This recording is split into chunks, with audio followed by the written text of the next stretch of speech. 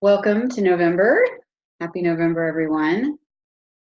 Because November is in Thanksgiving, and that it just seems to be the unofficial, or maybe official at this point, month of gratitude, we are going to work with gratitude today. So, as we always do, we're going to do some sensing, and then we're going to do some scribbling, and then we're going to go into some writing.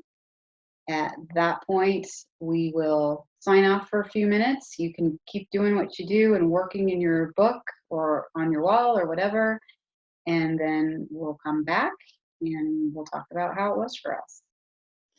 All right, so without further ado, let's find ourselves in our seats, or even standing if you want to stand, whatever feels good for you, to just do a full body scan, planting your feet on the floor, closing your eyes if that feels right.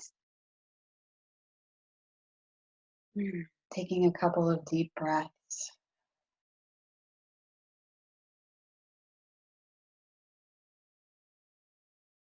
And begin to feel connected to your body, connected to the ground.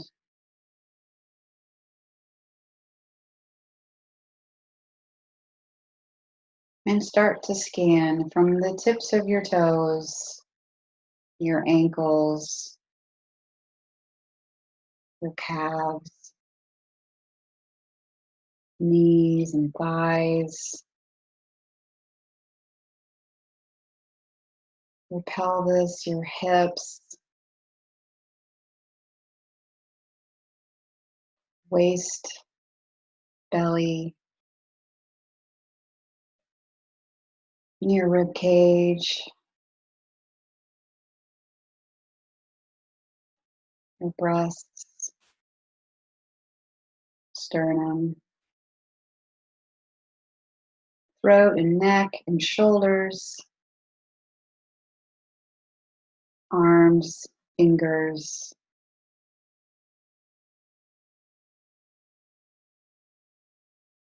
and your face, including all of that, the jaws and your teeth and ears, your eyes and nose, forehead, and the top of your head. And just taking a few more seconds to do your back from the top of your head all the way down to your feet. And we're basically just scanning for some of those areas in your body that may need a little more gratitude this morning, or maybe for your whole life.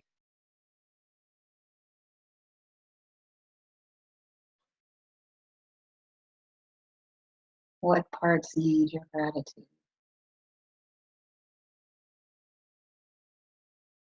And then if you could hone in on the one part that needs the most gratitude today, and place a hand or both hands on that space in your body.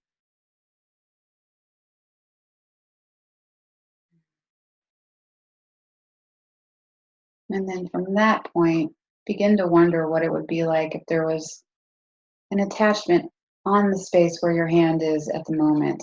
If that had an attachment that could hold either a paintbrush or a magic marker or a crayon, how would it want to move? How would it want to scribble? What sort of energy does it carry? Does it have a color?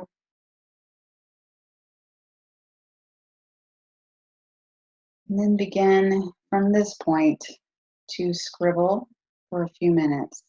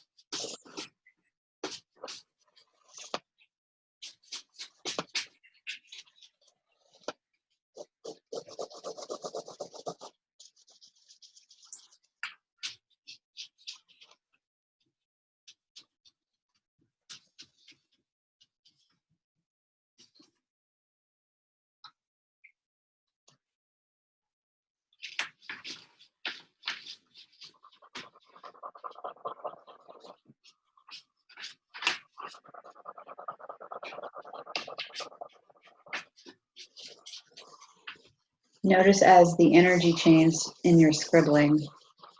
It doesn't have to be the same as when you started.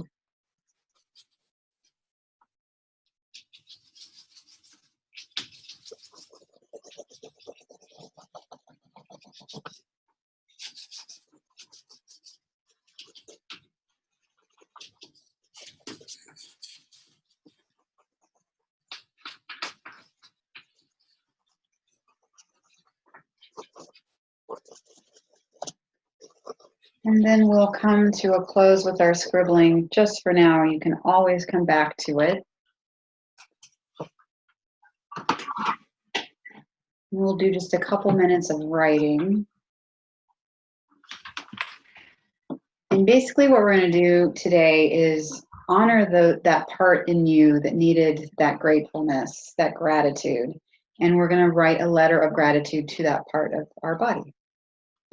So we'll do that for about 2 minutes.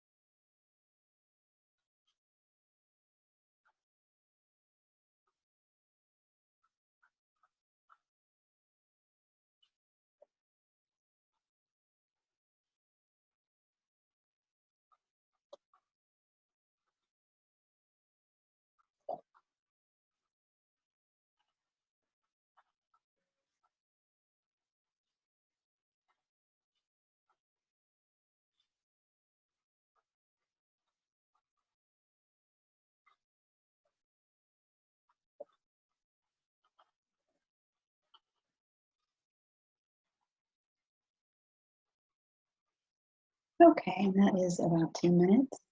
You can certainly keep going with the writing. We're going to hop off for just a couple minutes or about 40 minutes. And you can do the same, and then we'll be back and talk about what we did.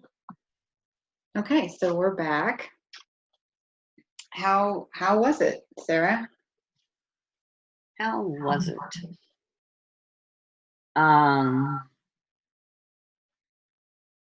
Well, the part of me, you know, the last time we worked, what I shared was that I'm that these poems come through me as I work, and dang if it isn't just like making paintings, you know, that I resist. I want it to be perfect. I mean, it really is more challenging to me than making actually the images. Um, but we work with that part of us that we rejected, which really are my soft parts. And then today, the part of me that wants more gratitude were my hips. And, you know, as you know, my hips have been talking for several years, and we've been working diligently over the last year with them. And I feel like that happens to me in my work. You know, it's, you know, as I wrote, it's sort of this, and scribbled and was there with them, with my hands. It's like how much I've tightened, and you know, this is this area that wants to open, where there's aliveness and chi, where the gut brain lives, and that I have so tightened. And I feel like when I work with the poetry, I get reminded of that. Mm. Uh, and so I avoid it. I don't want to go there. It's too tight. But the other day when we worked, there was enough time, and that we work in silence, and we work with the scribbling and the writing. There was enough time for me to sink down the last time we worked and find a thread. And the poem, when I do that, there's something so deliciously spontaneous that happens. Do I think it's the poem? No, I think it's me. I think I let go of my need to control it and start to follow the poem and not question whether it's making sense. That it's just being birthed. Can I stay with it long enough to let it, without my imposing myself on what I want to say into it, can I let that happen? And so I was excited to come back today for this session, because as much as I hate gluing, I do enjoy gluing the poems down, and putting them down line by line and taking care with them, and almost what I'm having to do with my hips now. Can I just meet it? Can I stretch? Can I notice when they're talking? Can I follow what they need? Not this, military regimen to get up and stretch them and get it over with. And it's challenging how much, after all the years I've worked this way, how much I'm still run on. I want results. I want it to be meaningful. I want it to say something. And when I can finally give that up, it's like there's this big space to hang out in of allowance. And I'm also aware that, it happens here. It may not stay with me through the day after we get done. But I know it's there now, that there's this. Does that make it makes so I'm total grateful for that. sense. Yeah, I mean, I totally get what you're saying. I mean, even because we've done the work, we're, practiced, whatever words you want to use, in this way, and I think there's something about using the images and the writing and everything too, but then using the images and the movement and really connecting with the body all at once keeps it there. So even if it doesn't seem like it's with us, if things go off the rails or whatever, it's still there. It's still supporting us, and it really does come back around, and we're able to use it as a tool just in life. We don't have to have a paintbrush in our hands. Right. So I totally get that. And let me see if I can remember what you were saying about your hips. Just that they're so tight, and